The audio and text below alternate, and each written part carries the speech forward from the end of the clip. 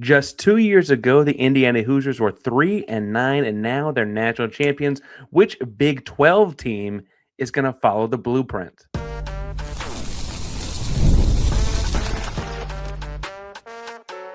You are Locked On Big 12, your daily podcast on the Big 12 Conference. Part of the Locked On Podcast Network, your team every day. I think I'm probably supposed to clap there, but I'm not Drake Toll. I'm Parker Angel with Locked On Cougs, subbing it. Houston-born teacher and coach, subbing in, substitute teacher of sorts. We got JT Wistill of Locked On Utes. We got Cody Stovall making his return of Locked On Oklahoma State, and Kevin Borba, Borbtastic as he may be, all here for the Big 12 squad. Fellas, Indiana national champions. I wasn't that championship game, national champions. Look, it's weird to me that this is the world we live in 2026. There's a lot of things to talk about here. I'm sure we're going to get to a bunch of different rabbit holes here, but am I crazy for thinking that Cody decided to just come on this week after a long hiatus because it's Indiana Hoosier Blueprint Week? What's the thought there, Code?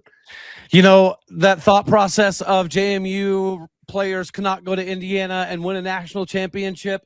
Yes, it does allow all of us in Orange Country and everywhere really to, establish at least a little bit of craziness that this could be a potential possibility. But as an Oklahoma State fan, seeing a bunch of North Texas top talent and all of the North Texas coaches and all of the staff and the GM and everybody coming on over, it is nice to see that it can be done. Does that mean it's going to happen at Oklahoma State?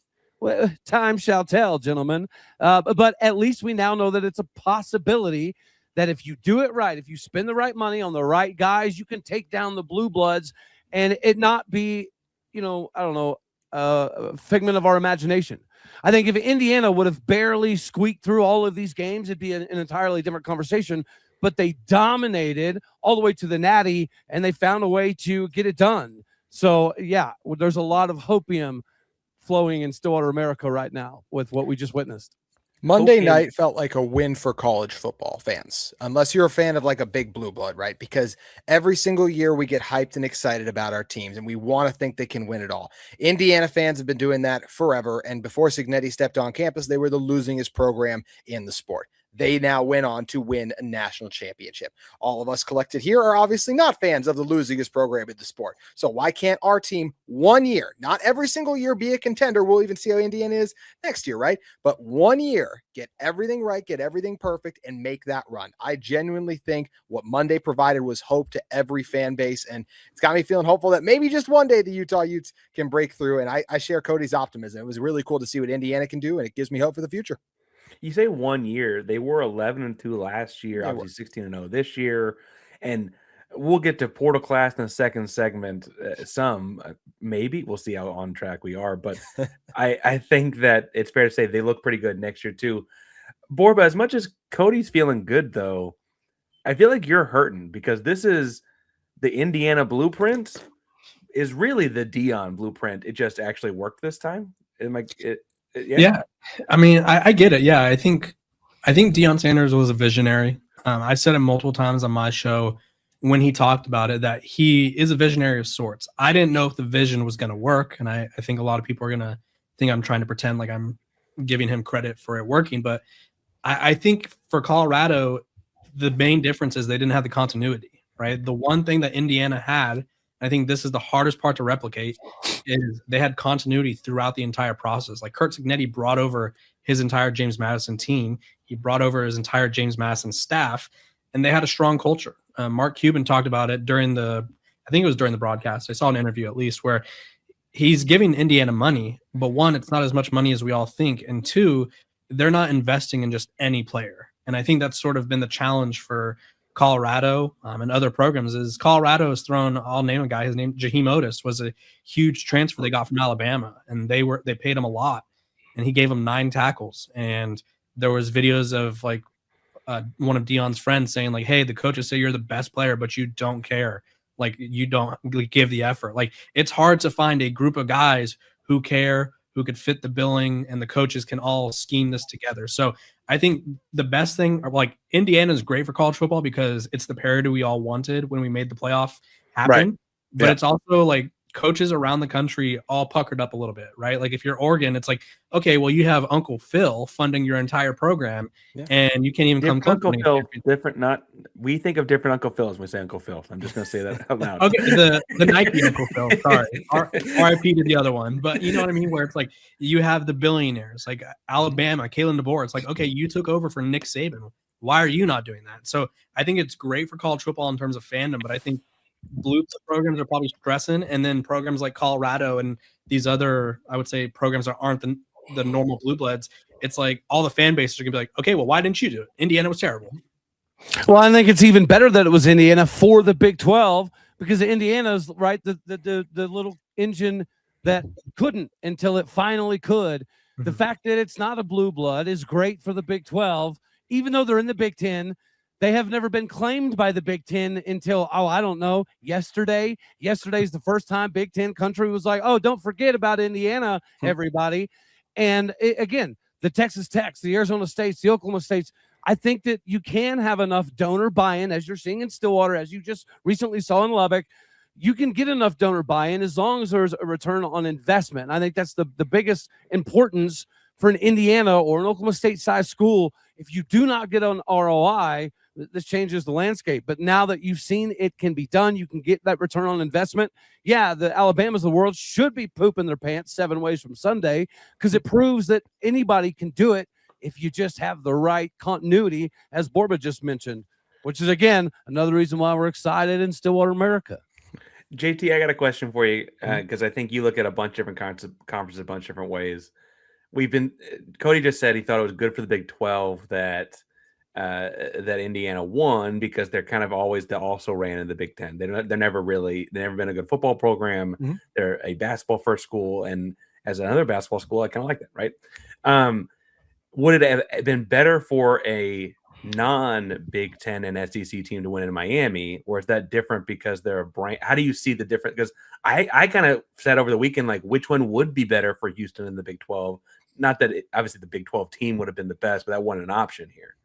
I think in a way it would have been a win-win, honestly, for the Big 12. You could even group the ACC into this because the way I look at it is the Big 10 and SEC try and tell us how much better all their teams are than our teams. But I just watched a 2-loss ACC team make the championship game, going through a really good Ole Miss team and obviously playing Indiana closer than Alabama, than Ohio State, than a lot of these other teams had too, right? So I think that's where it was a massive win for all of college football that you have either Indiana in that case or in Miami, as it would have been, break through and prove that, hey, it's not just the top brands, right? And yes, Indiana's in the Big 10. I'm not saying they're not, but they were never a team that we thought was going to be. I mean, even 5 years ago, anyone tells you this is happening, they're laughing in your face. So, 3 years ago. 3 years ago. Exactly. Yeah, they would won 2 games. So it's incredible. Last year, honestly. When Kirk Cignetti took the court and was talking about we're going to beat, like Ohio State sucks, Michigan sucks, and everyone was like, oh my gosh, like what is he talking about? Like this seems like a recipe for disaster. And we're going to play that video over and over again like we do Brian Kelly's whole video with his fake LSU accent, right? That's what we thought that was going to live on in infamy. Instead, it was the first like iconic moment for the guy who talked about Googling me. So I think this is a massive win. Oh, really quick, just want to say this. I think Texas Tech is on a very similar path to what Indiana's now become. They took a lump this year. We'll see how it works this year. I have questions about Sorsby, but I feel like sooner than later, we're going to see Tech in the game and the biggest game, and potentially hosting that trophy with their NIL resources being what they are. It might be what's best for everybody, guys, though. I like Miami. I hope that they end up in the Big 12. But the ACC winning a title would have made them an insufferable fan base for Big 12 country. So, yeah, I'm kind of glad that that it went the way that it did. And I'm okay with the Big 10 being top dog because at least we can all finally admit the SEC is not the top dog, which means, I'm telling you, fellas, we can catch them. We can catch the SEC. We may not be able to catch the Big 10, but if the ACC won a natty, we would have never heard the end of it. So I like the way that it worked out. I like the way that it worked out in a lot. I mean, hard to not root for a Mendoza kind of character or whatever, too, right along the way. I do want to talk about this blueprint, the portal, because JT brought up Sorsby, and I'm not buying that smoke either. I got a lot of questions about what happened now that it's kind of starting to wind down, but taxes doesn't have to just take over your life as much as the transfer portal seemed to take over our lives for the past month. This year, TurboTax make it easier than ever to just hand things off and move on with your day and forget about tax season. With TurboTax full service, you can have your taxes done for you by a trusted local expert, start to finish, without stress, no guesswork. So spending hours trying to figure out forms, you meet a local TurboTax expert in person, or you can even contact them online. Doesn't have to be in person. That's not your thing. It's a huge time saver and a real peace of mind, knowing an expert is handling it. For a limited time, you can have your taxes done by a local TurboTax expert for just $150 all in. If TurboTax expert didn't file your tax last year, file by February 26th. Take taxes off your plate and get back to your life. And listen to us talk about college football and things like that all the time. Visit TurboTax.com/local to book your appointment today.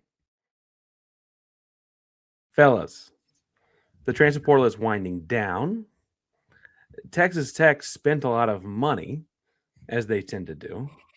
I'm not sure Sorsby is the answer. I've got questions about Lagway in Waco. I feel pretty good about what my Houston Cougars do, but this is a squad show. And so I'd like to throw it to the table. What names do you think of as the biggest ones of the portal?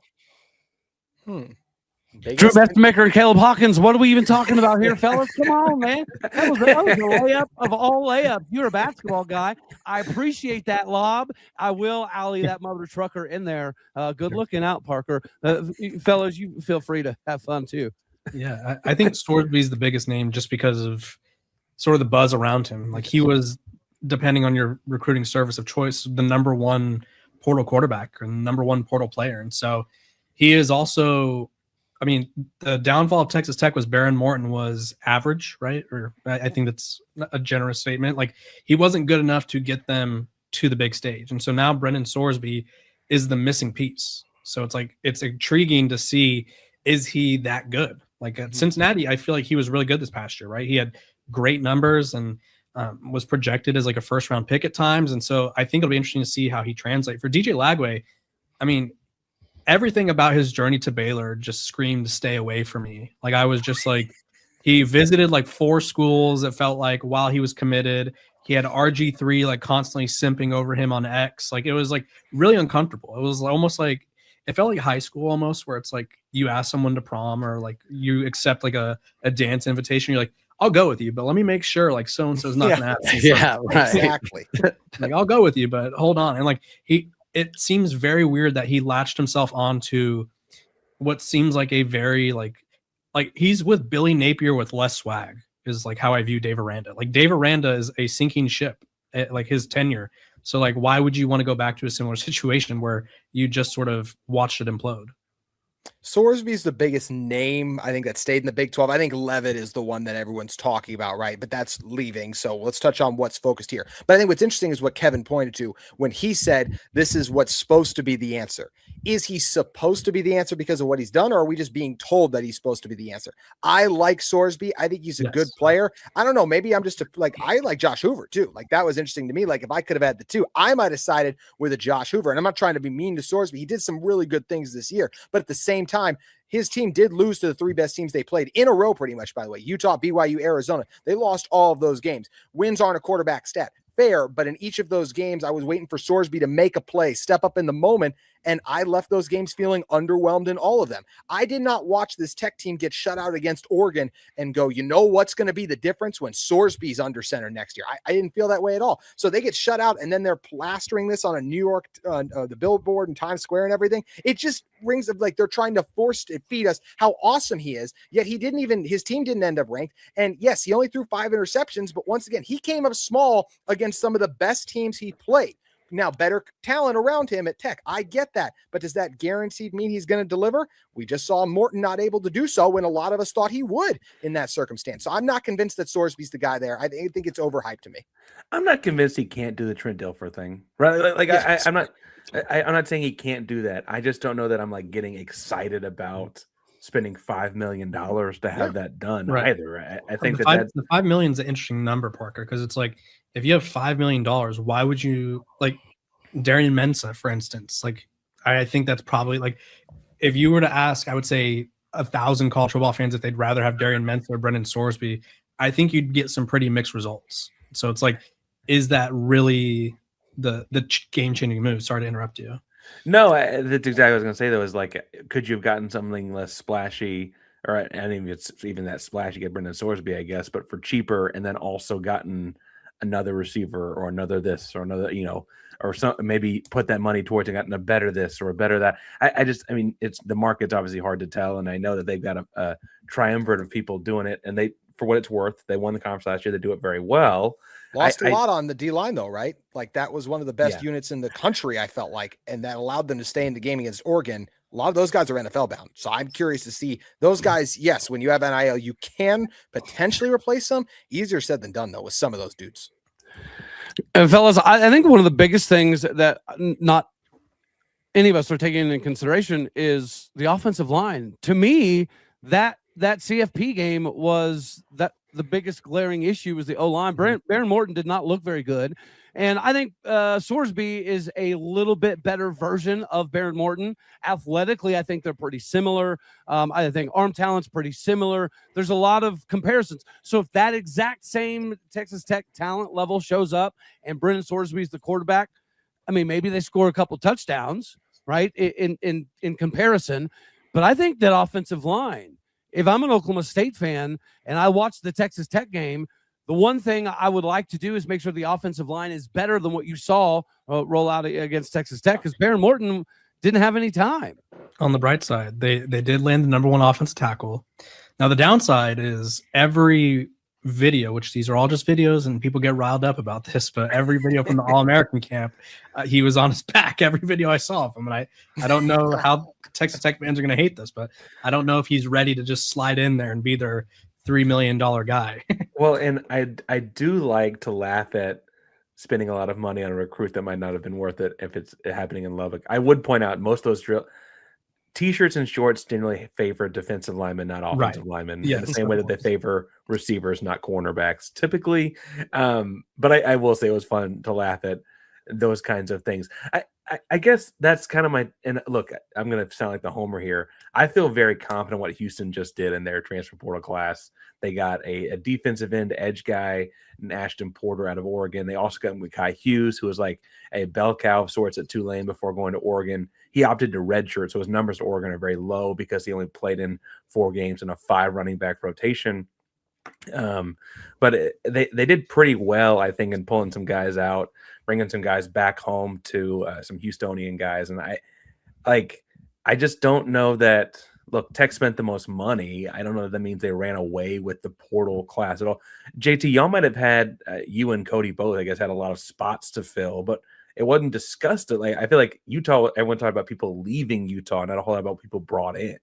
Yeah, it's because it's all unproven P4 players. A lot of good G5 players ready to take the next step. Potentially, that's the hope, right? But then you can look at it from the other way as well, and you see Utah having brought in a bunch of SEC or Big Ten guys that didn't play very much. So for Utah, you're relying a lot on the recruiting and developing, which they've done. They in some ways, they've earned the benefit of the doubt, but at the same time, you lost a lot of those coaches that did that developing. So how's that going to work? It helps when you bring the quarterback back. I feel like Utah should be good next year. I don't think their schedule is too scary, but at the same time, I think as we sit here today, you could very easily make the case they're a prime regression candidate, because the best thing about this Utah team was their offensive line. Also had some pretty good pass rush too. Of the 9 players in the trenches, Utah lost all 9 of their starters in the trenches. That's a lot to have to replace one year to the next. So I think Utah is capable of still contending in this conference, but I feel like there's also a very good chance they're more 8-4 than 10-2 next year. That's what I'm curious to check out. I just want to say really quick, to me, as we sit here right now on January 20th,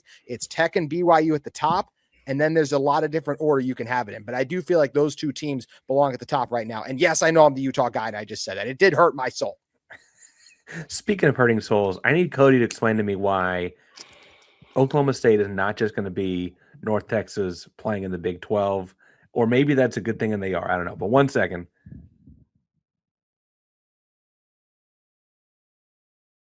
Cody, North Texas was a very good G5 team last year and would probably have beaten a number of Power 4 teams.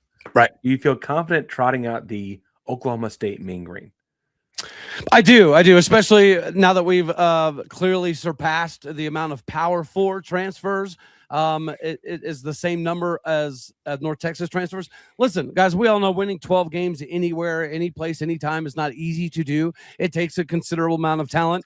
And on top of that, we do have like 35, 40 guys that are choosing to stay on top of the 40 or few guys that are coming in.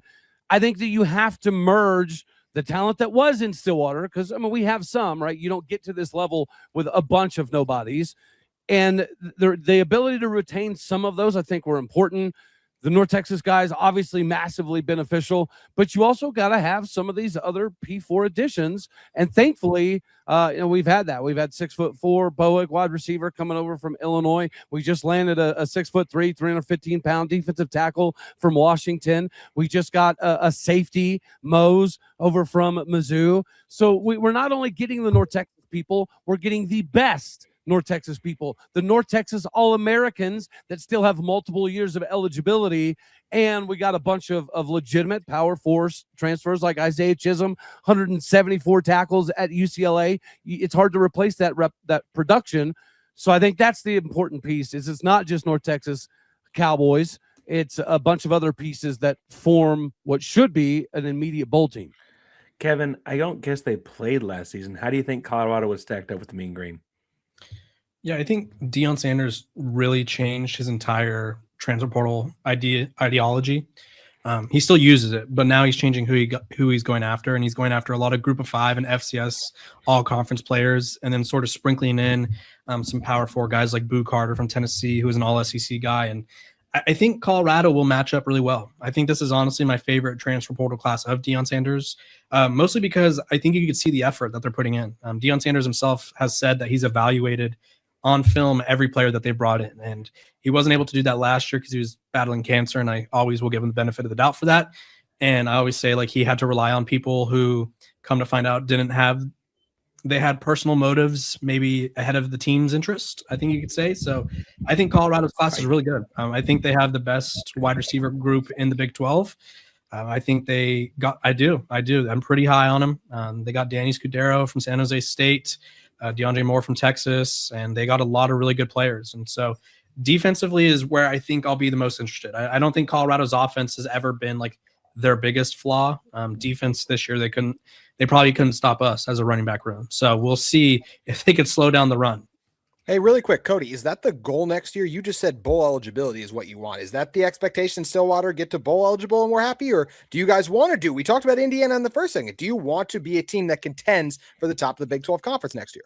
I think it would be completely illogical as a fan base to go into the season with 9-10 win expectations. However, when you're spending this kind of money, everyone's going to keep talking about Texas Tech money, but there's oil money in Stillwater, America too, and oil money goes brrr. It does really, really well. And I think that Oklahoma State, with the amount of money we're spending and the amount of talent you're bringing over, I mean, it's hard not to reasonably expect 8 wins, right? I think 10 wins is probably too much, but in a rebuild year, if we were only spending $13 million and we had a average transfer class, then yeah, 6 wins, we should probably make everybody pumped as all get out. But we didn't do that. We have a top 5 class. We're spending, top 3, top 4 in Big 12 money. We need to see, 7-8 wins, I think, is the minimum when you're putting all of this together. I agree with everything you're saying. I just know how impatient fan bases are. That's all I want. Yeah, I would say I haven't Googled the coach, I guess, but I wonder if 2 years from now you're holding out on a national championship trophy, are we disappointed, Cody? Because that's kind of the timeline that's been spent now. I wouldn't go that far. I don't think a natty would be a disappointment if we're not holding one. But I do think that Eric Morse has plans. Why else would you bring in 85% of your staff and 85% of your best players if you didn't intend on being instantaneously successful? Mm-hmm. So national championship or bust. Got it. No. Okay, stop doing this.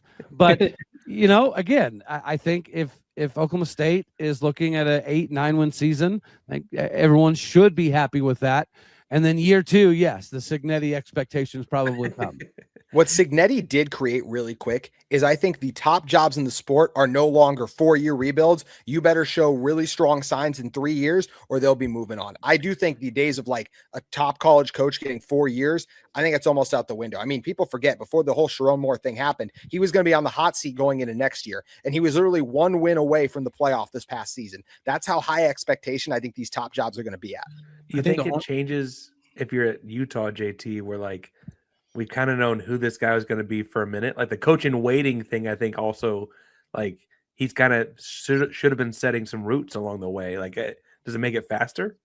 I think for a Utah, right, like he has to keep us in contention. Now, if Utah were to go 8-4 this season, and you could argue based on who those losses are with the rest of the Big 12, like how it plays out, if that's a disappointing season. To me, like if you were to say, JT, of Utah's 10 best players last year that could have come back, how many did Utah lose? And you can include NFL draft in this. I'd probably say 8 of them. I think Devin Dampier, the quarterback, and Wayshawn Parker, the running back. The rest of those guys left. So if you're 8-4 next year, in some ways that could still be a win because of how much you lost. But there are Utah fans who will be disappointed in that because we want to be where we've been at and feel like, hey, last year we were a conference title contender. We want to be that year in and year out. So I do think if in 3 years' time, if Morgan Scalley doesn't have this looking like a conference title contender, would Utah move on? I'm not necessarily there, but I think the seat would be scorching hot going into year 4 if Utah was not any of those years in the top 5 to 6 of the Big 12, because I do think the standard will still be very high in Salt Lake City.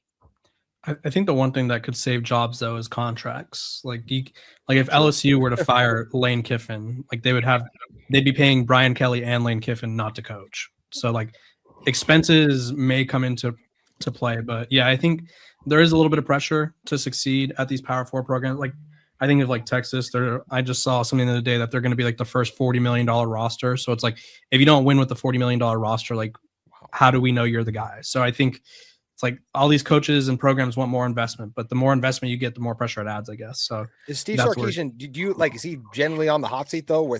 Just 2 years ago, he got him into the Final Four. I don't think crazy, right? I don't think he's on the hot seat, but I do think it's like Ryan Day, where there's certain fan bases, and I don't think any of us are those fan bases, where it's like if you're not winning a championship every year, you're considered like Ryan Day was going to get fired, like literally like last year until they won the championship. So, or they wanted him to at least. I don't know if he was. Kyle Whittingham's about to learn what one of those fan bases is all about. Hey, speaking of Kyle Whittingham, Utah fans are sometimes hard to deal with. I feel like half of them spend more time trying to practice sucking a golf ball through a vacuum than being productive. However, I will admit we need Utah to have a better record than Michigan, right? Scalley needs to deliver and produce more wins than Whittingham at Michigan for the Big 12. So we're rooting for you in Cowboy country this go around. Oh, you are rooting for Utah. That's right. You're excited for Utah fans. Well, every game that I watch of Michigan, I'm going to watch of Utah and hope that there's a better outcome in Salt Lake City. Good deal. That's a fun game. So, like, who are you rooting for the downfall of? So it would be. I hope Matt Campbell struggles mightily. I really do. Really? I know that's not exactly on him. When your athletic director comes out and says, we're the poors and we're about to be operating in the red, it's really difficult to hang on to your coach. I get that. But I don't know, man, just something about the way it went down. I kind of hope Penn State struggles.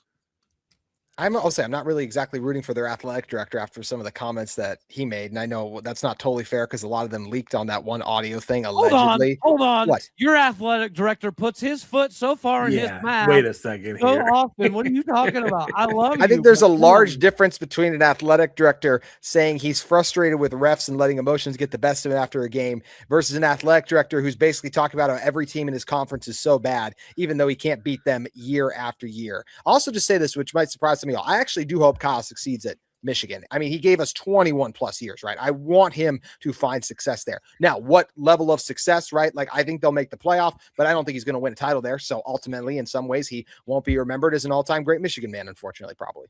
Yeah, that's what I don't want. I think you're going to get your way because it's as much as Indiana and Signetti made it look easy, as we all know very well, it is very hard to win at that high level of this sport. Being a Michigan man doesn't seem to be like the best these days. So maybe it's the best for him. I would say just, they need pay a attention new to who you're They interviewing. need to like change it up. they I need feel a like new version of a man at Michigan. I think that's probably the Yeah. they A new need version of a something man. different. it's like Mario Cristobal saying everyone wants the U to be back, and he's like, we are literally not that at all. He's like, we will never be that. And I feel like people. Granted, I was really young. Like when Miami won their last title, I was literally 2. But I remember watching like documentaries and watching people talk about that Miami team, and it was just like, yeah, that was a different breed of athlete back then and personality. Like that's just not what we have these days. When you have Ray Lewis over there, it definitely is different. Very different. Yeah. So is Mario Cristobal trying to say that we are not the cocaine hurricanes anymore? Is that what he was trying to get at? They do chant cocaine a lot. No, We're not going to be those hurricanes again. Ooh, I wonder why. well, on that note, is that a matcha you're drinking there, Borba? It is. Yeah. I can't believe we didn't talk Utah basketball after a massive win against TCU. Fellas, we What a could go missed another 30 opportunity. minutes on What basketball. a missed opportunity. Yeah, we could keep going on basketball. I like it. I like it a lot. I do enjoy my basketball. However, I'm going to We're 14-4 and about to beat TCU. I'm all about it. I can show you the blueprint. I enjoy a lot of basketball. But if you want to talk about basketball with any of us, you can find us at Locked On Utes. That's JT. Locked On Oklahoma State. That's Cody Stovall. And Locked On Buffs with Kevin Borba. I'm Parker Angel. Locked On Cougs. Subbing in for Drake Toll. Locked On Big 12. The Dose Grande. We speak Spanish on the Dose Grande? That's right. Don't You have nailed me it. to. Yeah, that's sure. me too. So How do you say squad in Spanish? Equipo? No. Huh? I don't know. I have no idea. Where's Drake when you need him?